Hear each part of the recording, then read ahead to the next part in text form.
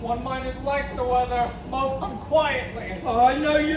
Where's the king? Contending with the fretful elements. Bids the winds blow the earth into the sea or swell the waters from the main, that things might change or cease. But who is with him? None but the fool, who labors to outjust his heart-struck injuries.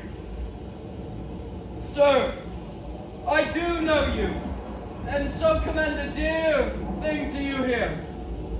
There's division twixt Albany and Cornwall, who have servants, which are to France the spies intelligent of our state, or what hath been seen either in snuffs and packings of the dukes, or the hard rain, which both of them have borne against the old, kind king, or something deeper. Now to you, if on my credit you dare build so far as to make your speed to Dover, you shall find some that will thank you, and making just report of how unnatural and bematting sorrow the king hath caused to plain. For confirmation that I am much more than my outwall, open this purse and take what it contains. If you shall see Cordelia, fear not, but you shall. Show her this ring, and she will tell you who your fellow is, that yet you do not know. Fie on this storm! I will go seek the king! Blow, winds, and crack your cheeks! Rage, blow, you cataracts and hurricanes spout! Till you entrench our steeples, round the cocks you sulphurs and thought, executing fires, von couriers to oath-cleaving thunderbolts, singe my white hair, and thou, all shaking thunder, smite flat the thick rotundity of the world, crack nature's bowls and German spill at once that make ingrateful man. Pray you not go in and ask thy daughter's blessing. 'Tis a night that pities neither wise men nor fools. Rumble thy bellyful, spit fire, spout rain, your rain, wind, fire, thunder are my daughters. I tax not you, you elements, with unkindness. I never gave you kingdom, called you children. You owe me no subscription, then let fall your horrible pleasure. Here I stand, your slave, a poor, infirm, weak, and despised old man. But yet I call you servile ministers, who with two pernicious daughters have joined your high engendered battle against a head so old and white as this. Oh, 'tis foul. He that has a house to put his head in has a good headpiece. No, I will be the pattern of all patience. I will say nothing. Who's there? Mary, here's grace and a codpiece. That is a wise man and a fool. Alas, sir, are you here? The things that love night love not such nights as these. The great gods that keep this dreadful Partha o'er our heads find out their enemies now. Tremble, thou wretch, that hath within thee undivulged hide. Hide thee, thou bloody hand, thou perjured and thou similar man of virtue that art incestuous, villain to pieces shaped, that under covert and convenient seeming hath practiced on man's life. I am a man more sinned against than sinning. Bareheaded and gracious, my lord, hard by here is a hovel. With some friendship shall it lend you against the tempest.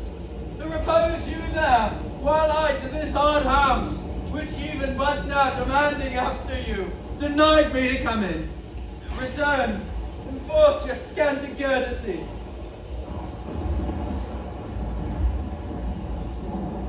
My wits begin to turn.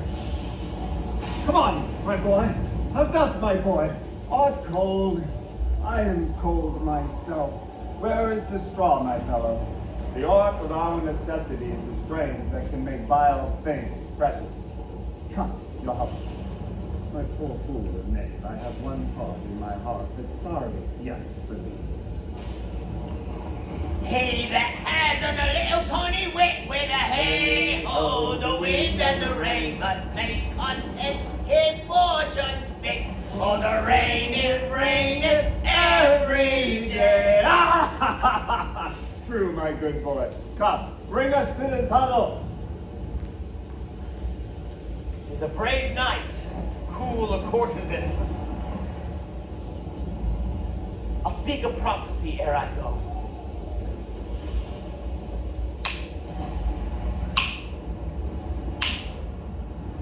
When priests are more in word than matter, when brewers mar their malt with water, when nobles are their tailors' tutors, no heretics burn, but wenches' suitors, when every case in law is right, no squire is dead, no nor poor knight, when slanders do not live in tongues, and cut purses come not to throng, when usurers count their gold in the field, and bawds and whores do churches build, then shall Britain, for all to see, a realm of great confusion be. Then comes the time, who lives to see it, when going shall be used with feet. This prophecy Merlin shall make, for I live before his time.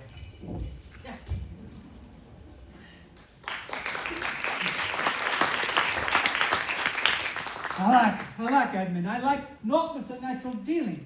When I desired their leave to assist him, they took from me the use of my own house, charged me on pain of their perpetual displeasure, not to entreat for him, speak of him, nor in any way sustain him. Most savage and unnatural. Oh, go to, say nothing. There's a division betwixt the dukes. And a worse matter than that, I have received a letter this night. It's dangerous to be spoken of. I've locked the letter in my closet. These injuries the king now bears will be revenged. As part of a power already footed, we must incline to the king. I will go and privily relieve him. Go you and maintain talk with the dukes, that my charity be not of him perceived. If he ask for me, say I'm ill and gone to bed. Though I die for it, as no less has been threatened me, the king, my old master, must be relieved. It's a strange thing towards Edmund. I pray you, be careful.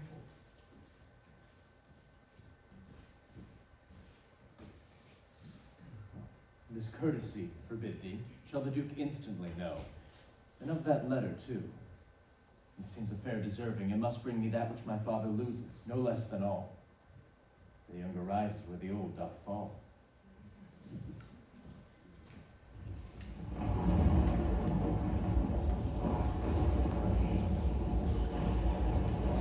Here is the place, my lord. The good, my lord, enter here. The tyranny of the open night's too rough for nature to endure. Let me alone. The good, my lord, enter here. Thou thinkst as much that this contentious storm invades us to the skin, so 'tis to thee. But where the greater malady is fixed, the lesser is scarce felt.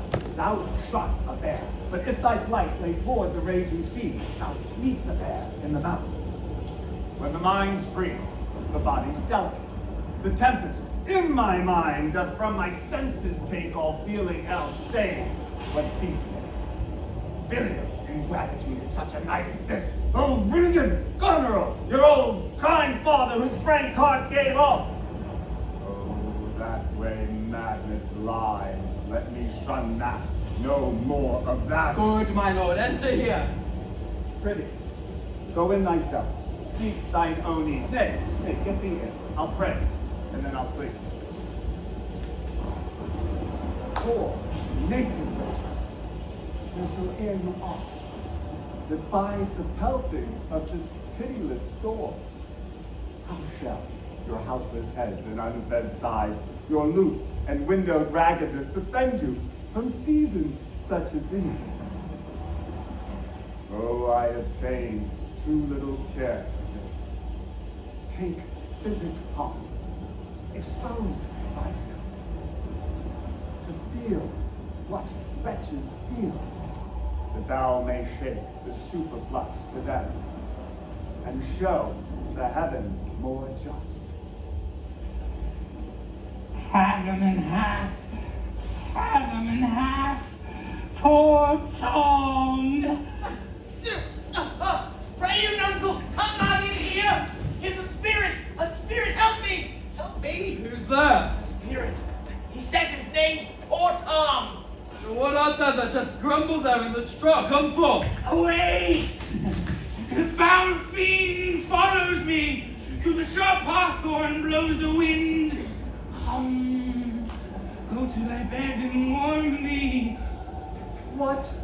Hast thou given all to thy daughters? Give And anything art to thou Poor come to Tom. this? On the foul fiend that led through fire and through flame, and through ford and whirlpool, or bog and quagmire. Oh, leading proud of heart. Oh, bless thy 5 weeks. Oh, do thee. Do poor Tom some charity, whom the foul fiend vexes. There. Could I have him now? And there again. What? Have his daughters brought him to this path? Couldst thou say nothing? Didst thou give them all? Nay, he reserved a pair of short breeches, else we'd all be shamed. Now, all the plagues that in the pendulous air hang faded o'er man's faults, light on thy daughter. He hath no daughters, sir. Death, traitor! Nothing could have subdued nature to such aloneness but his unkind daughters.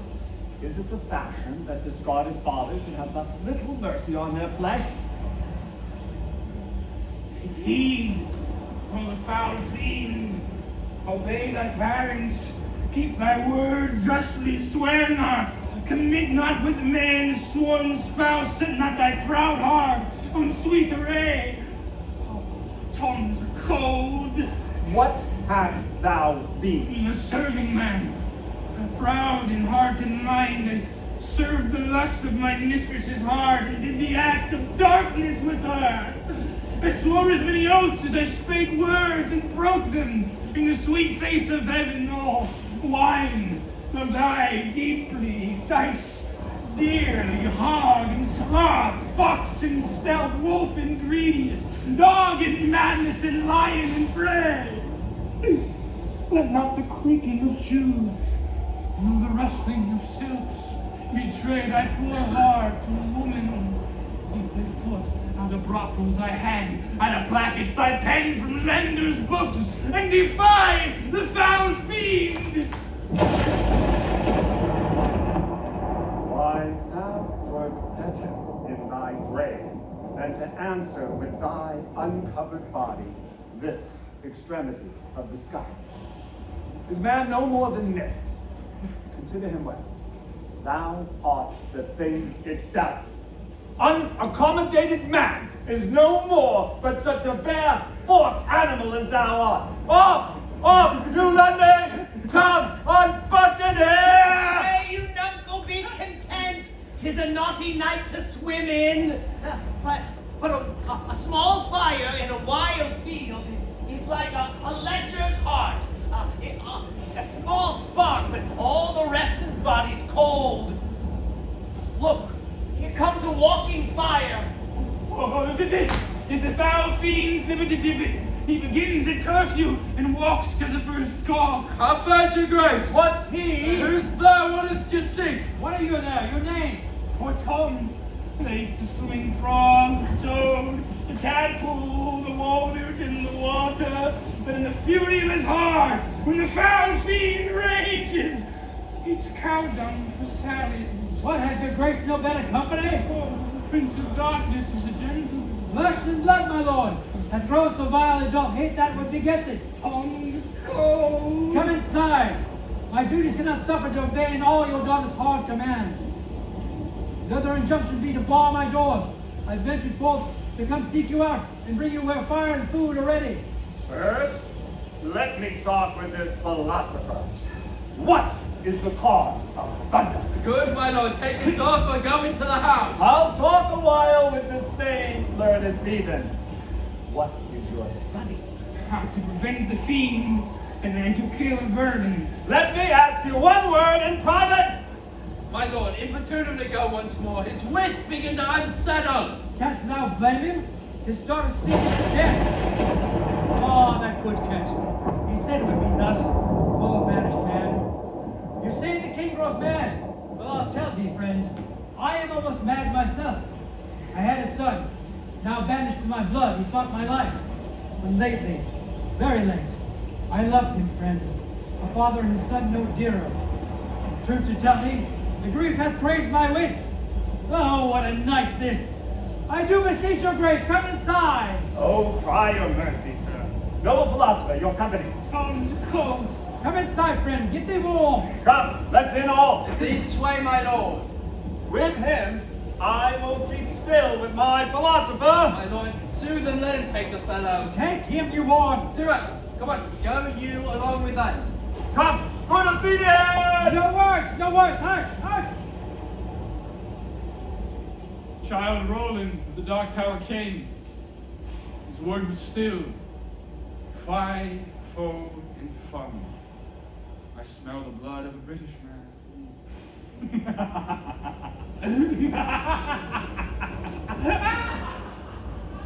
I'll have my revenge ere I leave his house. Ah, my lord, I may be censored that nature thus gives way to loyalty. Something fears me to think of. I do perceive it was not altogether your brother's evil disposition made him seek out your father's death, but a provoking merit set at work by some reprovable badness in the earl. How malicious is my fortune, that I must repent to be just. This is the letter he spoke of, which approves him to be an intelligent party to the advantages of France. Go where this treason not so, or not I the detector.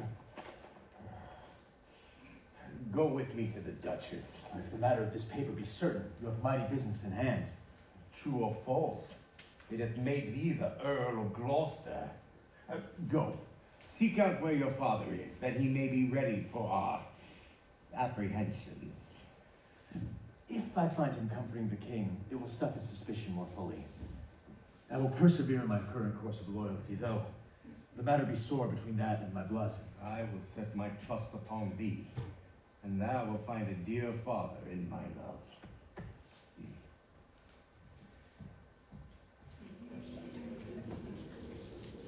Here is better than open air. Take it thankfully. I will piece out the comfort with what addition I can, and I will not be long from you. All the power of his wits have given way to his impatience.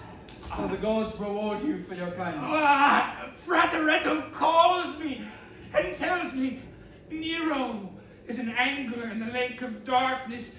Pray, innocent, and defy the foul fiend. Pray, uncle, tell me whether a madman be a gentleman or a yeoman. A king, a king. No, a yeoman that has a gentleman to a son, for it is a mad yeoman that sees his son a gentleman before him.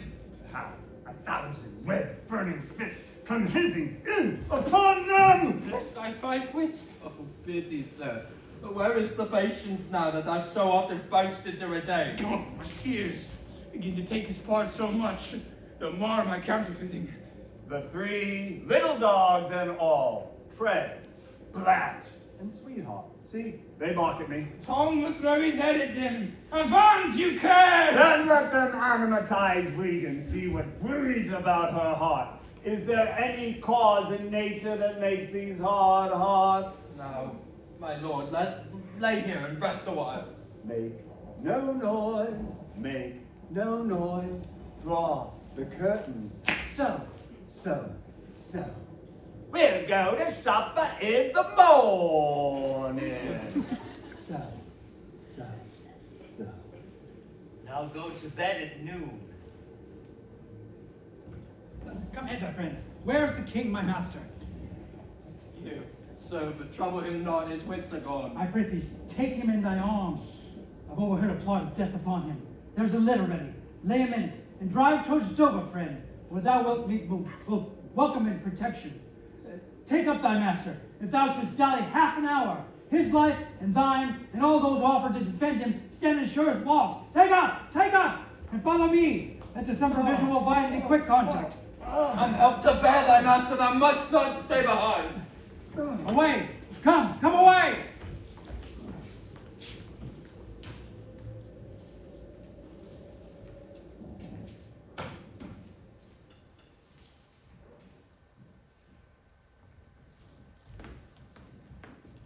Post speedily to my lord your husband. Show him this letter. The army of France has landed. Go, seek out the villain Gloucester. Hang him instantly. Pluck out his eyes. Leave him to my displeasure. Edmund, keep you our sister company. The revenges we are bound to seek upon your traitorous father are not fit for your beholding. Farewell, dear sister. Farewell, my lord of Gloucester. How now? Where's the king? My lord of Gloucester hath conveyed him hence, with some other of the lord's dependents are gone with him towards Dover, where they boast to have well-armed friends. Fetch horses for your mistress. Farewell, sweet lord and sister. Edmund, farewell. Go! Seek the traitor Gloucester. Pinion him like a thief. Bring him forth. Though well we may not set upon his life without the form of justice, yet our power shall do courtesy to our wrath, which men may blame, but not control. Who's there? The traitor. Ingrateful fox. 'Tis he. Bind his corky arms. What mean you, graces? Good friends, consider you are my guests. Do me no foul play, friends. Bind him tight, I say. Hard. Hard! Ah! No filthy traitor. And merciful lady as you are, I'm true. Come. What letters have you of late from France? Be simple answerer, for we know the truth. And what confederacy hath you with the traitors laid footed in the kingdom? To whose hands have you sent the lunatic king? Speak! I have a letter, guessingly sent down, sent from one of a neutral heart, not from one opposed. Cunning. And false. Where hast thou sent the king? To Dover. Wherefore to Dover? Was that not charged? Wherefore to Dover? Let him first answer that. I am tied to the stake, I must stand the course. Wherefore to Dover, sir? Because I would not see thy cruel nails pluck out his poor old eyes, nor thy fierce sister in his anointed flesh stick boarish fangs. But I will see winged vengeance overtake such children. See it thou shalt not. Fellows, hold the chair. No.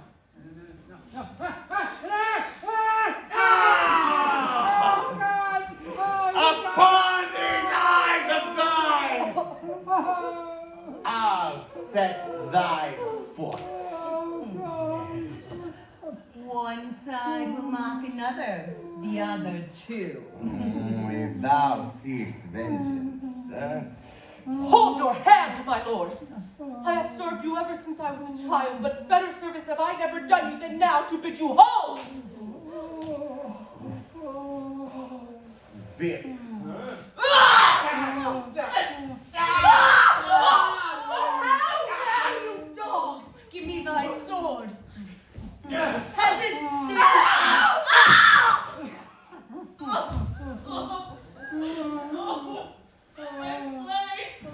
My lord, yet will I left to see some mischief on him.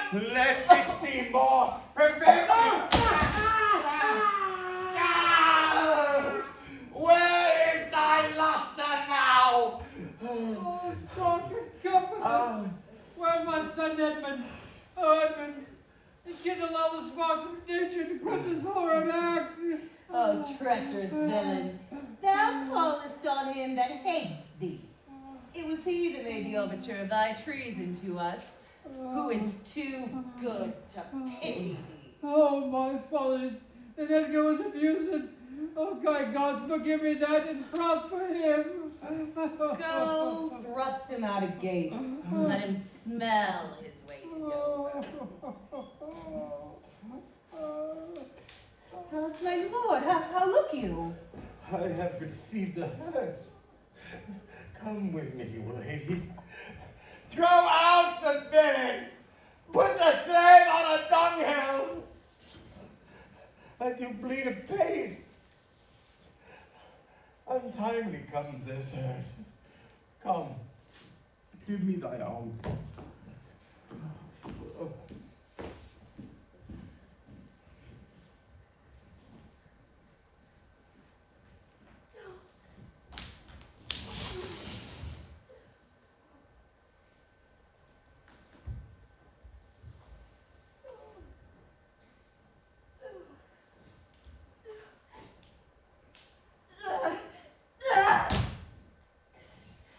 I'll never care what wickedness I do so long as that man come to good.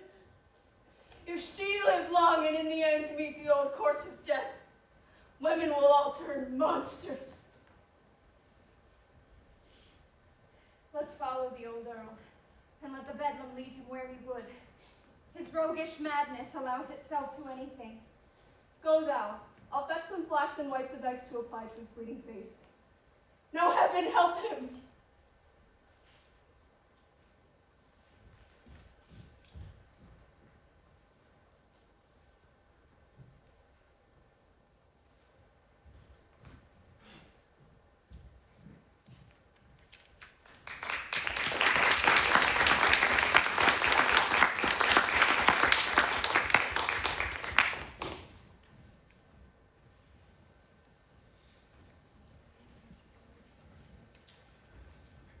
Yet better thus, and known to be despised, and still despised and flattered.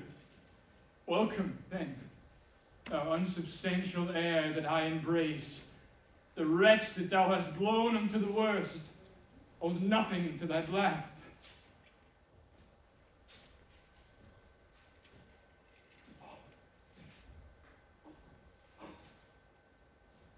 But who comes here? My father, poorly led.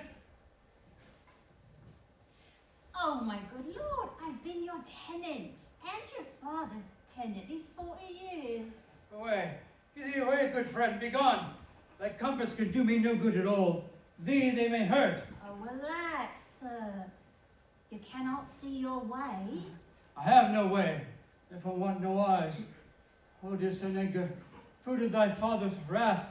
If I could but live to see thee in my touch, I'd say I'd eyes again. Oh, now who goes there? Oh, guards, police can say I am the worst. I am worse than ever I was. It's poor Tom. And worse I may be yet. The worst is not so long as we can say this is the worst. Fellow, where goest? Is it a beggar man? Madman. And beggar man, too. In last night's storm, I such a man saw that made me think a man a worm. And then my son came into my mind. My mind was scarce friends with him. I have heard more since. As flies to wanton boys are we to the gods. They kill us for the sport. How can this be? Bad is the trade that must play fool to sorrow, angering itself and others. Bless thee, master. Is that the naked fellow? Aye, my lord. Then I prithee, get thee gone. If for my sake thou would meet us a half a mile or so on the way towards Dover, do it for ancient love, and bring some clothing for this naked soul who will entreat to lead me.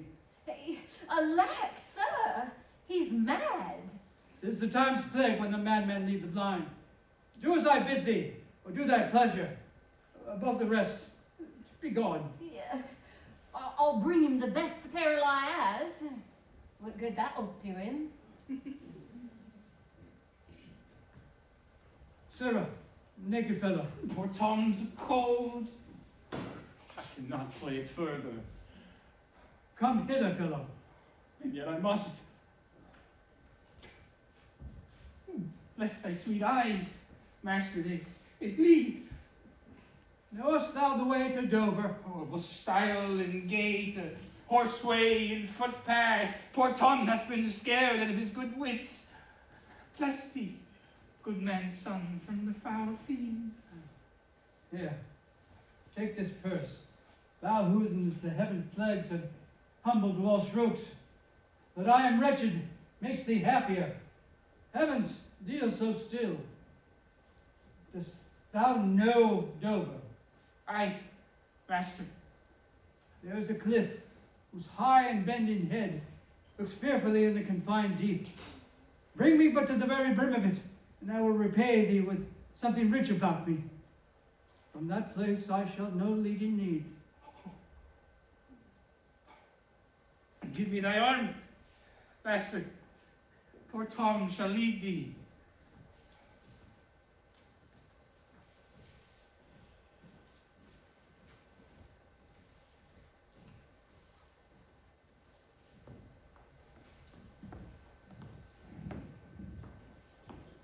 Welcome, my lord. I marvel our mild husband not met us on the way.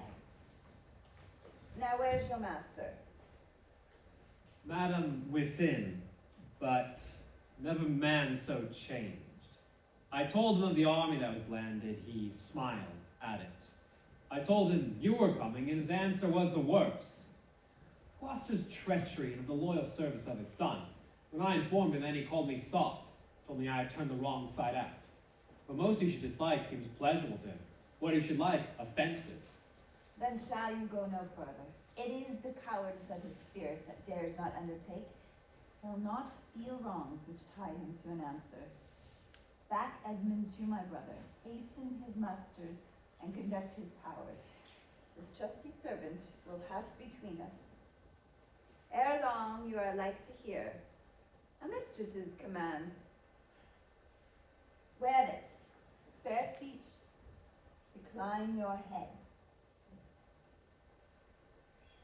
This kiss,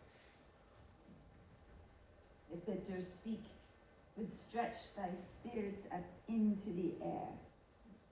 Conceive and fare thee well, Yours, in the ranks of death. my most dear Gloucester.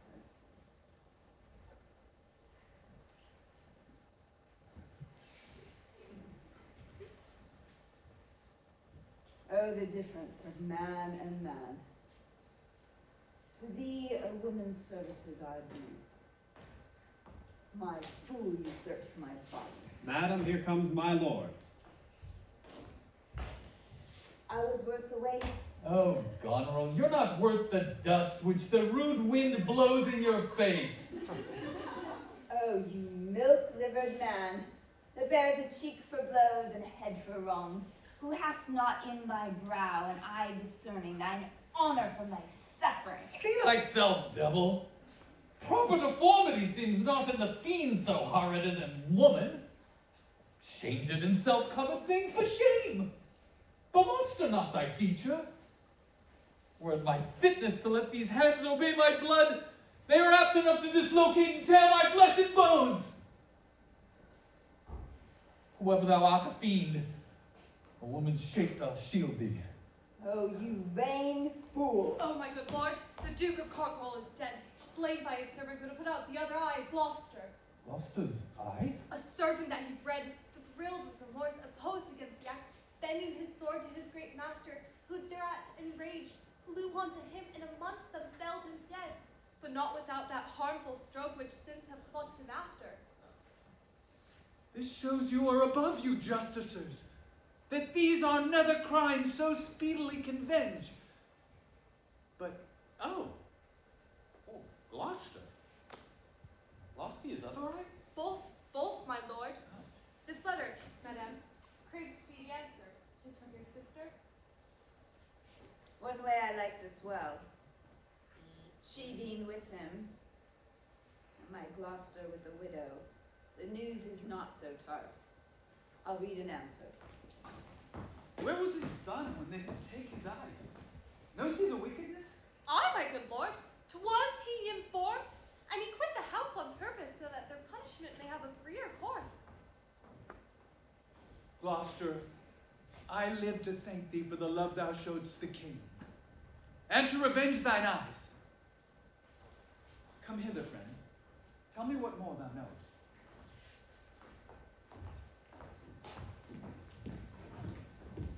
But are my brother's palace set forth? Aye, madam.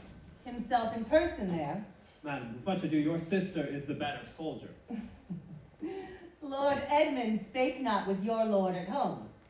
No, madam. What might import my sister's letter to him? I know not, lady. Faith, he is posted hence on serious matter. It was great ignorance Gloucester's eyes being out to let him live. Wherever he arrives, he moves all hearts against us. Edmund is gone, I think, in pity of his misery, to dispatch his knighted life. Moreover, to descry the strength of the enemy. I must needs after him, madam, with my letter. Our troops set forth tomorrow. Stay with us. The ways are dangerous. I may not, lady. My madam charged my duty in this business. Why should she write to Edmund? Might not you transport her purposes by word? It's like something. I know not what. I'll love thee much. Let me unseal the letter. Madam. Your lady does not love her husband. I am sure of that. Late of her being here, she has given strange glances and most speaking looks to noble Edmund. I know you are of her bosom. Aye, madam. Speak and understanding you are. I know it. Therefore, I advise you take this note. My lord is dead. Edmund and I have talked, and more convenient is he for my hand than for your lady's. You may gather more. I pray you, if you do find him, give him this. And when your mistress hears thus much from you, I pray you, desire her, call her wisdom to her. So fare you well. If you do chance to hear of that blind traitor, preferment falls on him that cuts him off. When do we come to the top of that same hill? We do go up it now. Look how we labor. Methinks the ground is even. Horrible steep. Hark! Do you hear the sea? No, truly.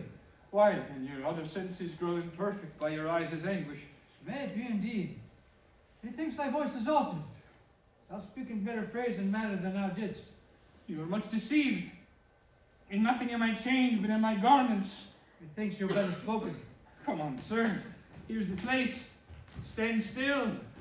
Oh, how fearful and dizzy it is to cast one's eyes so low. The fishermen that walk upon the beach appear like mice, and the murmuring surf that on unnumbered idle pebbles chafes cannot be heard so high. Oh, I'll look no more, lest my brain turn and deficient sight topple down headlong. Set me where you stand.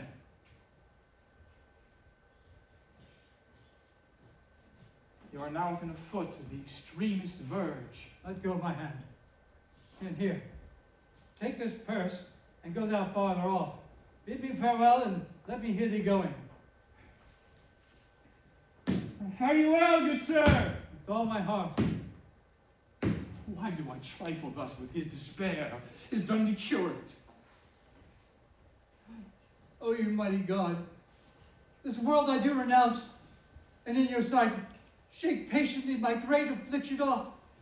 If I could but bear it longer, and not fall to quarrel with your great opposeless wills, my snuff and loathed part of nature should burn itself out. If that could live, oh bless him. And now, fellow, fare thee well. Go on, sir, farewell! And yet I know not how conceit may rob the treasury of life when life itself yields to the theft.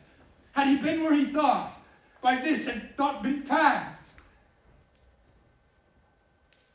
Alive or dead?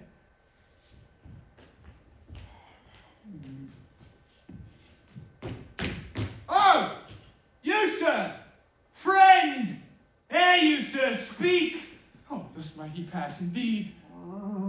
If he revives. What are you, sir? Oh, away, let me die. Oh, hast thou been but gossamer, feathers, air, so many fathom down precipitating, not shivered like an egg, but thou dost breathe. Hast heavy substance, speaks, bleats not, art sound, thy life's a miracle, speak yet again. But have I fallen or no? Oh, from the dread summit of this chalky born. Is wretchedness denied that benefit to himself by death? Was yet some comfort when misery could beguile the tyrant's rage and frustrate his proud will. Give me your arm. Here. So, how is it? Feel your legs. You stand. Too well. Too well. Oh, this is above all strangeness. Upon the crown of that cliff, what thing was that which parted from you? A poor unfortunate beggar. Oh, but who comes here? I am the king himself! Oh, thou side-piercing sight. Nature's above art in that respect. Oh, look, a mouse. A mouse. Peace. Peace. This piece of toasted cheese will do it. There's my gauntlet. I'll prove it on a giant. How well flown bird! In the cloud! In the cloud! Who give the word? I know that voice. Ha! Goneril with a white beard. They flattered me like a dog and told me I had white hairs in my beard and the gray ones were there to say aye and no to everything I said. When the rains came to wet me once, and the wind to make me chatter, and the thunder would not peace at my bidding, there I found them, there I smelt them out. Go to, they are not men of their words. They told me I was everything. 'Tis a lie. The trick of that voice I do well remember. Is not the king? Aye, every inch a king. When I do stare, see how the subject quakes. I pardon that man's life. What was thy cause? Adultery? I shall not die. Die from adultery? No. Let copulation thrive, for Gloucester's bastard son was kinder to his father than my daughters got 'tween the lawful sheets. Oh, let me kiss that hand. Oh, let me wipe it first. It smells of mortality. Dost thou know me? I remember thine eyes well enough. Dost thou squint at me? Read thou this challenge. Mark but the penning of it. Were all the letters suns, I could not see one. I would not believe this were it told me, and my heart breaks at it. Read! What? With this case of eyes? Ho, ho! Are you there with me? What? No eyes in your case, nor no money in your purse. Your eyes are in a heavy case, your purse in a light. Yet you see how this world goes. I see it feelingly. What art mad? A man may see how this world goes with no eyes. Look with thine ears. See how yon justice rails upon yon simple thief. Hark, thine ear. Change places and handy-dandy. Which is the justice? Which is the thief? Through tattered clothes, small vices do appear. Robes and furred gowns hide all. Plate sin with gold, and the strong lance of justice breaks. Armored in rags, a pygmy straw doth pierce it. Oh, matter and pertinency mixed, reason and madness. If thou wilt weep my fortunes, take mine eyes. I know thee well enough. Thy name is Gloucester. Oh, here he is! Lay hand upon him. Sir, your most dear daughter has... No, that's you. What, a prisoner? I am even the natural fool of fortune. Use me well. I will die bravely, like a smug bridegroom. What? I will be jovial. Come, come, my masters. I am a king. Know you that? You are a royal one, and we obey you. Then there's life in it. Come. If you get it, you shall get it with running. Go, go. Ah, sight most pitiful in the meanest wretch, past speaking of in a king. Thou hast one daughter who redeems nature from the general curse which twain have brought her to. Hail, gentle. Sir, speed you, what's your will? Do you hear aught of a battle sword? Most sure and vulgar everyone hears that can distinguish sound. But by your favor, how near is the other army? Near and on speedy foot. I thank you. Though that the queen on special cause is here, her army is moved on. I thank you. Oh, you ever gentle gods, take my breath from me. Let not my worst of spirits tempt me again to die before you please. Give me your arm. I'll lead you to some dwelling. How do you think? Hello, a proclaimed prize. Most happy that eyeless head of thine, nuncle, was first framed flesh to raise my fortune. Thou old unhappy traitor, briefly thyself remember, the sword is out that must destroy thee. Now let thy friendly hand put strength enough to it. Poor bold peasant, darest thou support a published traitor? Hence, lest the infection of his fortune take like hold of thee. Let go his arm. Shall not let go, sir, without further occasion. Let go, slave, or thou diest. Good gentlemen, go your gate, and let poor folk pass. And you'd have been swaggered as my life would not have been so long as 'tis by a fortnight. That! Come not near the old man. Keep out. Take for ye, or I try whether your custard or my valor be the harder. Should be playing with you. Oh, out, dunghill.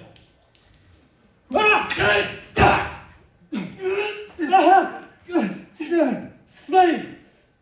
Thou hast slain me!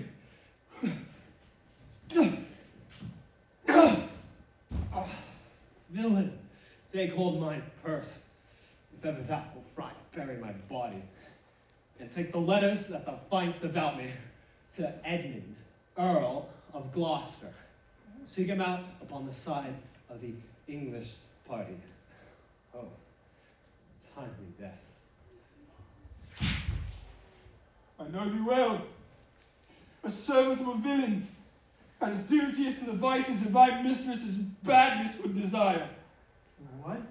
Is he dead? Rest you, father. Let us see these letters, and leave us gentle wax and manners blame us not. To know our enemies' minds, we rip their hearts, their letters is more lawful. Let our reciprocal vows be remembered. You have many opportunities to cut him off. If he return the conqueror, then I am the prisoner, and his bed be my gold. From the loathed warmth whereof deliver me, and supply the place for your labor. Your wife, so I would say, affectionate servant, Goneril. Oh, undistinguished space of woman's will. Applaud upon her virtuous husband's life, the exchange, my brother. In the mature time, I'll strike the sight of the death-practiced Duke. For 'tis well that of thy death and business I can tell.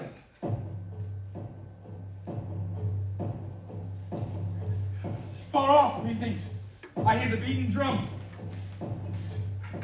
Come, father, I'll bestow you with a friend.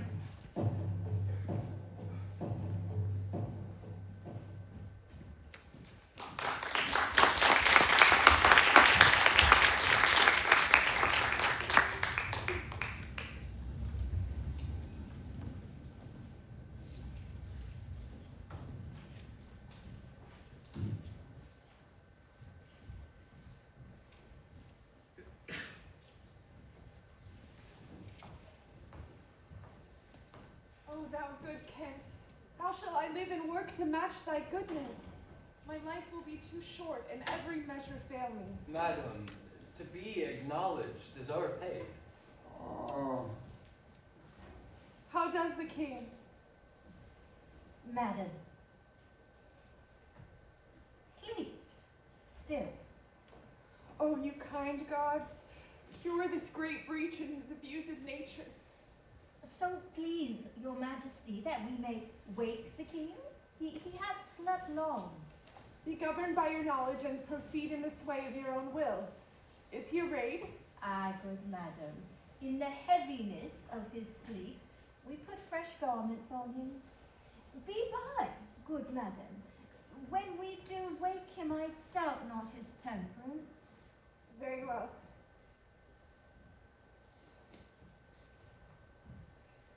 Oh, my dear father. Restoration, hang thy medicine on my lips, and let this kiss repair those violent harms that my two sisters have in thy reverence made. Oh, kind and dear princess. Had you not been their father, these white flakes did challenge pity of them. Was this a face to be opposed against the warring winds? to stand against the deep dread bolted thunder and the most terrible and nimble stroke of quick cross lightning, to watch poor Peter with this thin helm. Mine enemy's dog, though he had bit me, should have stood that night against my fire. And wast thou fain, poor father, to hovel thee with swine and rogues forlorn in short and musty straw? Alack, alack, 'tis wonder that thy life and wits at once had not concluded all. He wakes. Speak to him. Madam, do you? It is fittest. How does my royal lord? How fares your majesty? You do me wrong to take me out of the grave. Thou art a soul in bliss, but I am bound by a wheel of fire, that mine own tears do scald like molten lead. Sir, do you know me? You are a spirit. I know. When did you die? Still far wide. He's scarce awake. Let him alone a while. Where am I? Oh, look upon me, sir, and hold your hands in benediction o'er me. I am a very foolish, fond old man. I fear I am not in my perfect mind. Methinks I should know you, and know this man, yet I am doubtful, for I am mainly ignorant of what place this is, nor all the skill I have remember not these garments, nor I know not where I did lodge last night. Do not laugh at me. For as I am a man, I think this lady to be my child, Cordelia. And so I am. Do your tears wet? Yes, faith. I pray, weep not. If you have poison for me, I will drink it. I know you do not love me, but your sisters have, as I do remember, done me wrong. You have some cause, they do not. No cause, no cause. Am I in France? In your own kingdom, sir. Be comforted, good madam. The great rage you see is killed in him. Desire him to go in. Trouble him no more till further settling. Will please your majesty walk? You must bear with me. Pray you now, forget and forgive. I am old and foolish.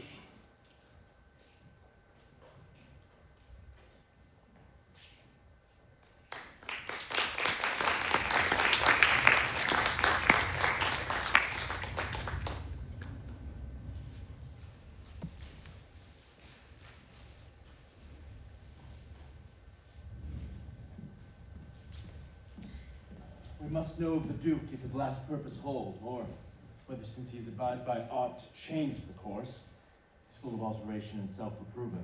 Our sister's gentleman is certainly miscarried. 'Tis to be feared, madam. Now, sweet lord, you know the goodness that I intend on you. Tell me truthfully, but now speak the truth. Do you not love my sister? An honored love? But have you never found my brother's way to the forfended place? No, by mine honor. I shall never endure, my dear lord. Be not familiar with her. Fear me not.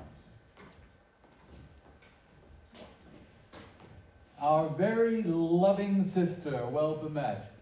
Sir, this I hear, the king is come to his daughter, with others whom the rigor of our state forced to cry out. Why is this reasoned? Combined together against the enemy, for these domestic and particular broils are not the question here. Let's then determine with the agent of war on our proceedings. I shall attend you presently at your tent. Sister, you'll go with us? No. 'Tis most convenient. Pray you go with us. I know the riddle. I will go. Before you fight this battle, oath this letter. I'll overtake you.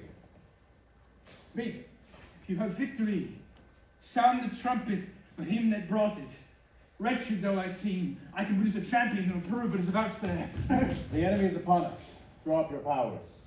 Here's the guess of their true strength by diligent discovery, but your haste is now urged on you.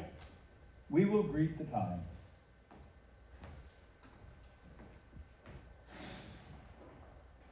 To both these sisters have I sworn my love, each jealous of the other as the stung are of the adder. Which of them shall I take? Both? One? Or neither? Neither can be enjoyed if both remain alive. To take the widow exasperates, makes mad her sister Goneril, and hardly shall I carry out my side, what her husband being alive.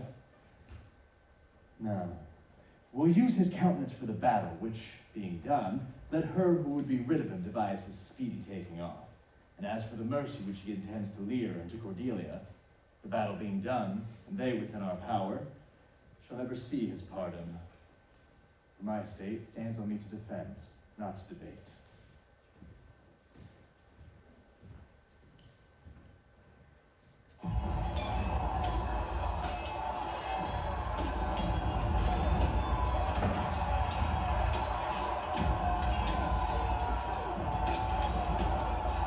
Yes, Father, take the shadow of this tree for your good host. Pray that the right may thrive. If I e'er return to you again, I'll bring you comfort. Grace go with you, sir.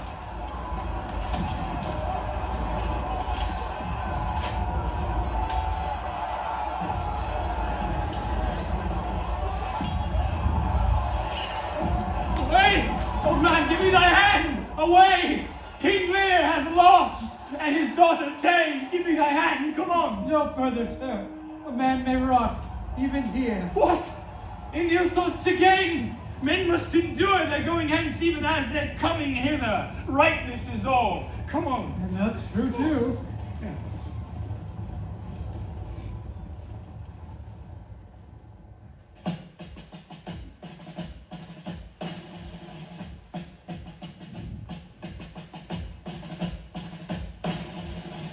Some officers, take them away. Good guard until their greater pleasures first be known that are to censure them.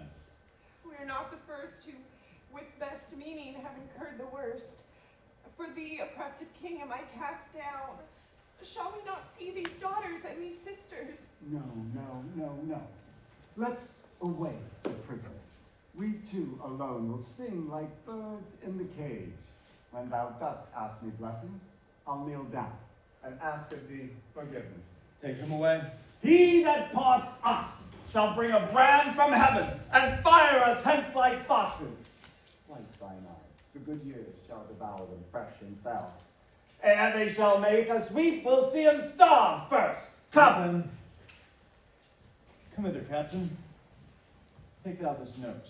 Follow them to the prison. If thou dost as this note instructs thee, thou dost make thy way to noble fortunes. I'll do it straight, my lord.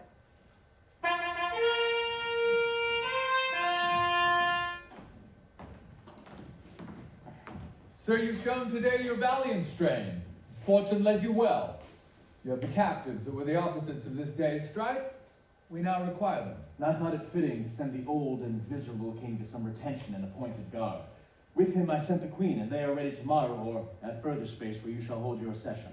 Sir, by your patience, I hold you but a subject of this war, not as a brother. That's as we list to grace him. Methinks our pleasure might have been demanded ere you spoke so. You let our powers, for the commission of my place in person, the which immediacy may well stand up and call itself your brother. Not so hot. By his own grave he does exalt himself, more than in your addition. In my rights, by me invested, he does compare the best. That were the most if he should husband you. Just as do oft-proved prophets. Hold up. That eye that told you so looks but a squint.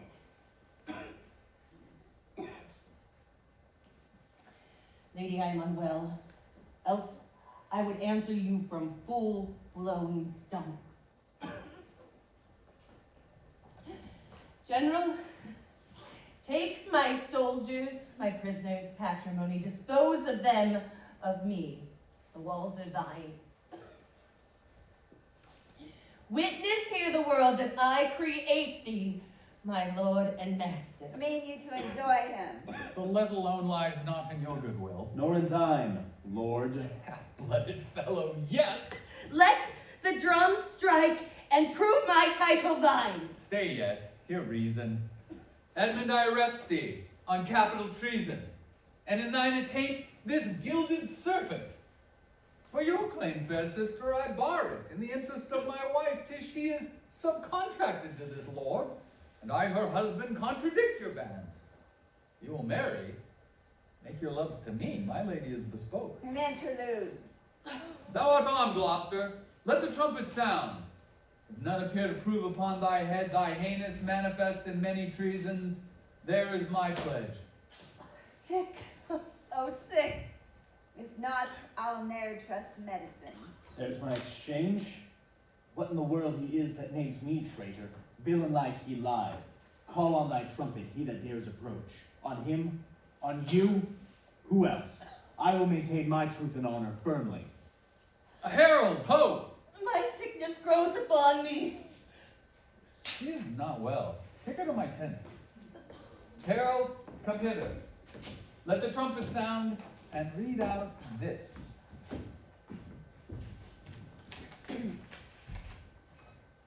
If any man of quality or degree within the lists of the army will maintain upon Edmund, supposed Earl of Gloucester, that he is a manifold traitor, let him appear by the third sound of the trumpet. He is bold in his defense. Again. Again. Ask him his purposes, why he appears upon this call of the trumpet. What are you? Your name, your quality, and why you answer this present summons? No, my name is lost. What's he that speaks for Edmund, Earl of Gloucester? Himself. What sayest thou to him?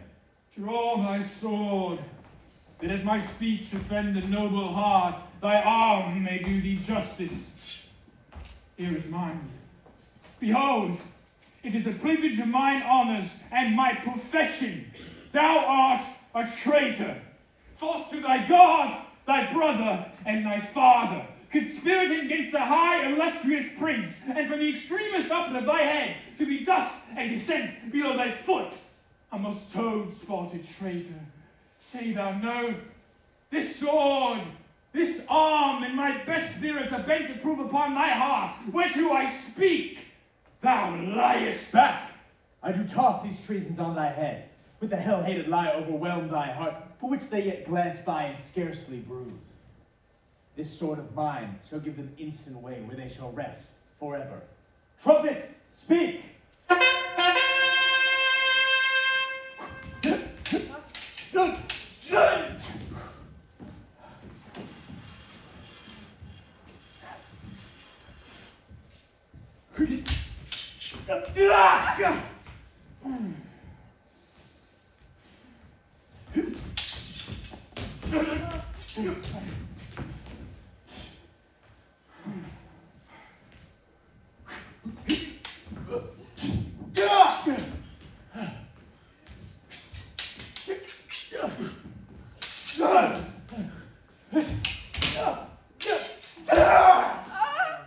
Save him! Save him!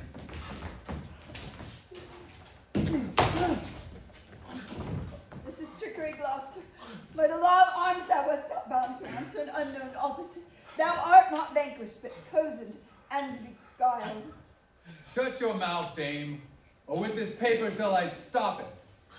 Hold, sir, thou worse than any name.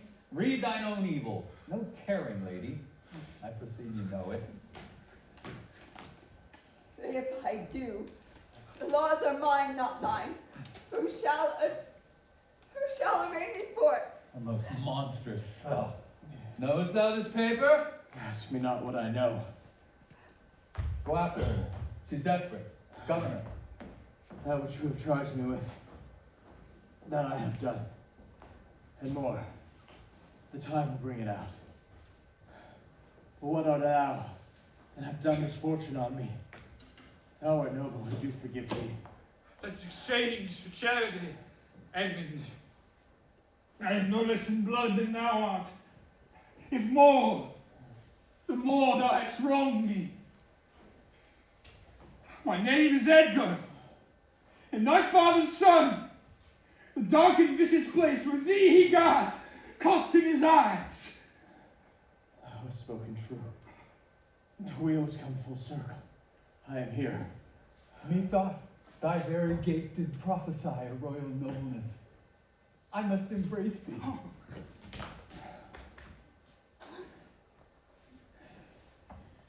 Let sorrow split my heart, if ever I did hate thee or thy father. Worthy prince, I know it. Where have you hid yourself? How have you known the miseries of your father? By nursing them, my lord. List a brief tale, and when 'tis told, oh, that my heart would burst. The bloody proclamation to escape that followed me so near taught me to shift into a madman's rags, to assume a semblance the very dogs disdained, and in this habit, but I my father with his bleeding rings, the precious stones new lost, I became his guide. I led him, begged for him, saved him from despair, never, O fault, revealed myself unto him until some half hour passed, when I was armed, not sure, though hoping of this good success. I asked his blessing. From first to last, told him my pilgrimage, but alack, his flawed heart, too weak the conflict to support, twixt two extremes of passion, joy, and grief, burst smilingly. This speech of yours hath moved me, and shall perchance do some good. Help! Help! Oh, help! What kind of help? Speak, man. What means this bloody knife? It's hot. It smokes. It came even from the heart of... Oh, she's dead. Who dead? Speak, man. Your lady, sir. Your lady. And her sister by her is poisoned. She has confessed it. I was contracted to them both. All three now marry in an instant. You consent. Produce their bodies. Be they alive or dead. This judgment of the heavens that makes us tremble touches us not with pity. I am come to bid my king and master I good night. Is he not here? Great thing of us forgot. Speak, Edmund, where's the king and where's Cordelia? Seest thou this object, king? Oh. Alack, why thus? And Edmund was beloved. One the other poisoned for my sake, and after slew herself. Even so, cover their faces. I pant for life. Some good I mean to do, despite mine own nature. Quickly, send to the castle. Be quick in it, for my writ is on the life of on Lear and on Cordelia. Nay, send in time. Run! Run, oh run! To who? Who hath the officer? Send thy token of reprieve. Well thought on. Take my sword. Give it the captain. Haste thee, for thy life! With commission from thy wife and me, to hang Cordelia and lay the blame upon her own despair, that she fordid herself. The gods defend her. Bear him hence a while. Oh! Oh! Oh! Oh, you are men of stones, and I, your tongues and eyes, I'd use them so that heaven's fault should crack. She's gone forever. I know when one is dead, and when love lives, she's dead as earth. Is this the promised stand, your image of that horror? Fall and cease. The feather stirs. She lives. Oh, my good master. Prithee away. She's Kent, you noble friend. A plague upon you, murderers, traitors all. I might have saved her. Now she's gone forever. Cordelia. Cordelia, stay a little. What is it thou sayest? Her voice was ever soft, gentle, and low. An excellent thing in women. I killed the slave that was a-hanging me. 'Tis true, my lords, he did. Did I not, my lady? This is a dull sight. Are you not Kent? The very same that from your first of difference and decay have followed your sad steps. You are welcome. Hither! Nor no man else. My eldest daughters have foredone themselves and desperately are dead. Aye, so I think. Edmund is dead, my lord. That's but a trifle here. You lords are noble friends. Know our intent. What comfort to this great decay may come shall be applied. For us we will resign, during the life of this old majesty, to him our absolute power. You to your rights. All friends shall taste the wages of their virtue. All foes the cup of their deserts. Oh, see. And my poor fool is hanged. No. No. No life. Why should a dog, a horse, a rat have life, and thou no breath at all? Thou wilt come no more. Never, never, never, never.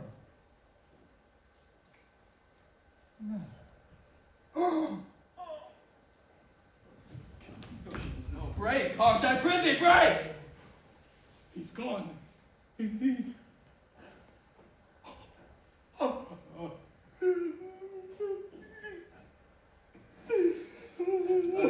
The wonder is he lived so long he but usurped his life. Friends of my soul, you twain, rule in this realm, and the gourd state sustain. I have a journey, sir, shortly to go. But my master calls me. I must not say no. The weight of this sad time, we must obey. Speak what we feel, not what we ought to say. The oldest has borne most. We that are young shall never see so much, nor live so long.